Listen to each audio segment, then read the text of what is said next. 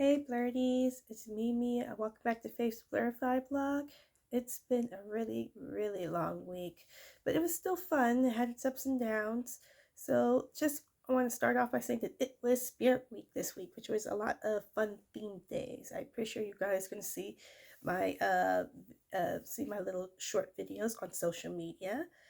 Follow me on Faith's Blurify blog on Facebook and Instagram. Just I would really appreciate it if you follow me on there and you see like the me wearing like different outfits and different themes. So Monday, I had taken over the 1.5-year-old class, and it was really kind of fun. I got to change up the activity I had planned the week before, but still, it's another reminder for me to look into different activities that's more for their age, and also it kind of inspired me to try to look into activities that really focus on like sensory. I noticed that a lot of activities that for kids, especially around that age range or even the 2-year-olds, really like sensory things, stuff that they could feel or maybe things that they could hear. So I want to go a little bit more and see if I can find something that kind of fits more into that. And I also looked over into curriculum activities that were for 1-year-olds. I'm sorry if I'm looking to the side. My camera's to this side. I'm looking at the screen, so I'm jumping my eyes back and forth. So also, I was able to use my lunchtime in order to prepare. There was something that I had started doing the week before, but I'm trying to incorporate a little bit more with um, planning out the activities for the next day. So that way I can have some kids be more involved in curriculum. There is a teacher that's at the school that she is really good at getting down her curriculum activities, really good at, knocking them out and getting kids engaged in them. And I'm going to ask her for some advice on how I can be a little bit more effective in doing that. And also, another thing is that, around the middle of the day, like, well, actually, technically after nap time, a lot of kids were shifted around, making sure you're grabbing anything that they may need because they're going to be going into another classroom. So, grabbing their jackets, some of them have bags, giving extra pairs of diapers. We have extra diapers for the center diapers, but they have their own diapers just in case they need them. Their water bottles, making sure that they have them. Some of them might have two, one for milk, one for water. Some of them might have like a different design than they usually have. It's just something to, take into consideration. So Tuesday, fast morning, it just went by so quickly, but it was still pretty effective. And I realized that I needed to, like well, I didn't realize it, but it was recommended to me to be able to use the ProCare app every time a child removed their shoes. So I have, certain little kiddos, little friends in my class that like to remove their shoes. Sometimes they just take them off, but I also have one particular friend. He just likes to take off his shoes whenever I'm helping another kid with their shoes. Like he literally would announce, "I'm taking my shoes off," and would use one of his feet to push the other shoe off. And I'm really trying to find a chance to be able to, be understand what to do about that. But that's a story for something other time, so not for you to worry about. So the ProCare app, I would be able to record every time a child takes their shoes off. So it's just letting them know that we are actively putting shoes back onto their feet. We're not just letting them walk around without shoes. Like seriously, I make it a rule that if a child is removed their shoes, they're not going to be not going to be walking around without their shoes very long. I try to make it as immediate as possible for them to put their shoes back on.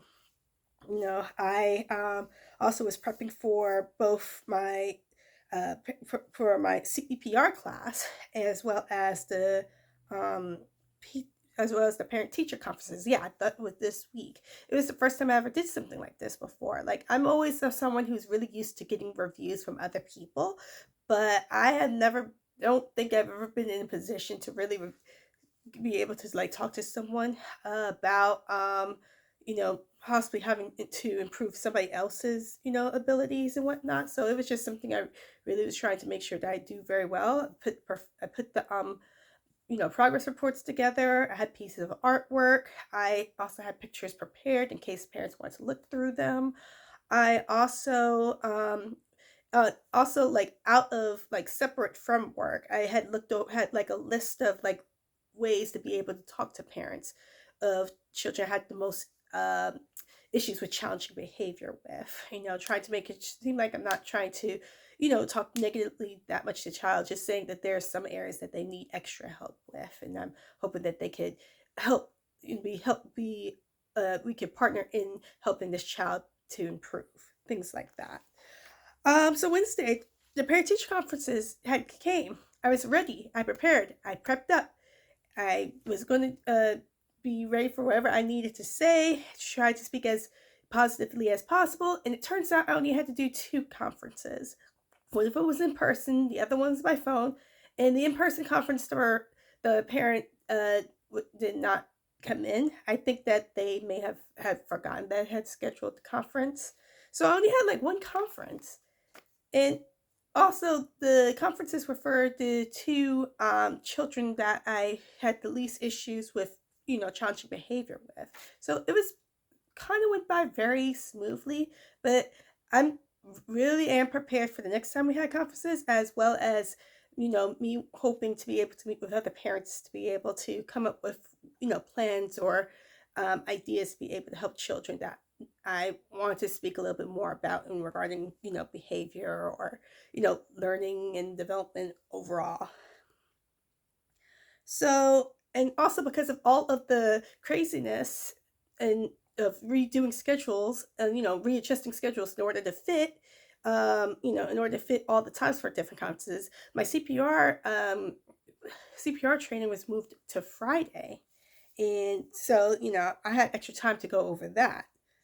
And so when it came to Thursday, I decided, oh, also for Wednesday, I had did a new activity. It was a counting activity. So we had like these little flip ball pom poms, and I had little mats to show the different dots, and I just had kids take replace each dot, place a pom pom on each dot for to count out how many. The highest number I did was 5. I didn't want to go too much and just jump all the way to 10, but I wanted to start out with 5, and a lot of them did really good. And also, my heart just leaped because I heard one of my little friends who didn't really speak. He was counting out loud, with each numbers, and it just brought a tear to my eye that I feel like I was able to help in some way in that. I really hope that I could continue to have more moments like that. And so, also Thursday, another activity that I did was I had found a stack of books that had different shapes. It had a different character that was a shape, and then their books would sung into the style of different popular, like classic children's songs. So I did that, and one of the books I did was on the diamond named Danny Diamond. Oh, excuse me, my nose is running. Goodness gracious me. Tissue, tissue, tissue. I think I have tissue. Sorry. Forgive my nose. Forgive my nose. Sorry. And so it's about Danny Diamond, and his story was in the style of "Row, Row, Row Your Boat," which was a popular song in my class. And I thought, why not do an activity of practicing counting? Because my kids love to use the crazy scissors. So I would cut like a diamond of paper and let the kids look at it and see if they could try to cut the paper in the same way that I did. Something really simple but still very fun. So for Thursday, and another thing that happened during Thursday was, I noticed that like a lot of my kids, was able to not, a lot of the kids who wanted to remove shoes, they weren't removing them as much.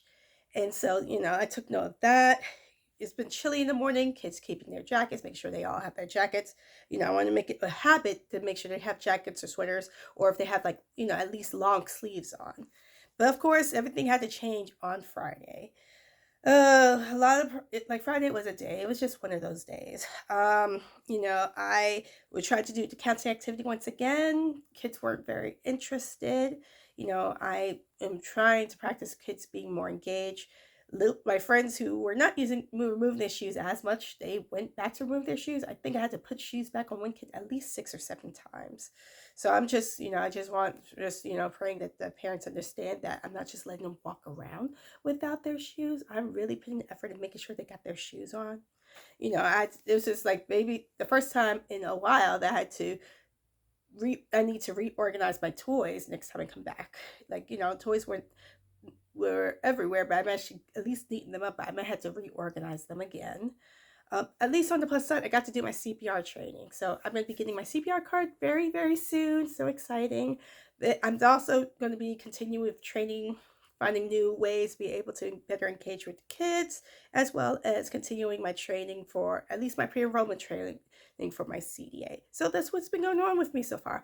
Oh, and also this today, like I'm recording this really late, but earlier today, and during the morning, we had a fall fest. It was a little extra Halloweeny than I wanted it to be, but it was still very fun. I had the poke the pumpkin activity. Kids poked through a cup and got free candy that was inside.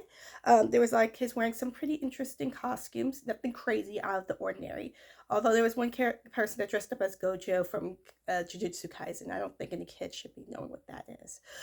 Okay, everyone. So that's the week. That's my video for this week. Hope you guys follow me on social medias: Facebook, Instagram. I got a Twitter that's under my name, me and Nicole. I got a TikTok. This is me and Nicole 992.